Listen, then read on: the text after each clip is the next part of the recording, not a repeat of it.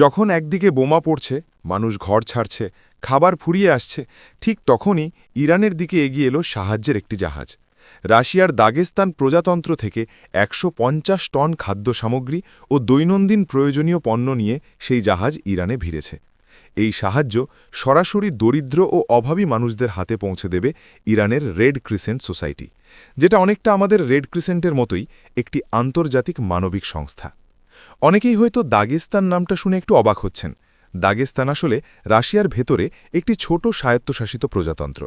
এটি ককেশাস পর্বতমালার কাছে কাস্পিয়ান সাগরের পাশে অবস্থিত। জনসংখ্যার বড় অংশ মুসলিম, তাই ইরানের সাথে ধর্মীয় ও সাংস্কৃতিক একটা আলাদা টান আছে এই অঞ্চলের। ছোট হলেও এই প্রজাতন্ত্রটি এই কঠিন সময়ে নিজে থেকে এগিয়ে এসেছে।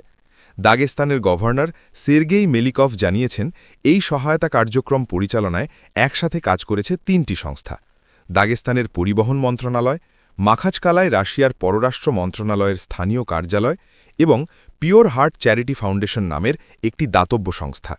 শুধু এই চালানেই শেষ নয়, রাশিয়ার জরুরি পরিস্থিতি মন্ত্রণালয় জানিয়েছে, এর আগেই আজারবাইজানের আস্তারা সীমান্ত দিয়ে ৩০০ টনেরও বেশি ওষুধ ইরানে পৌঁছে দেওয়া হয়েছিল। রাশিয়ার এই সহায়তা কূটনৈতিক বার্তাও বটে। এটা বলছে ইরান একা নয়।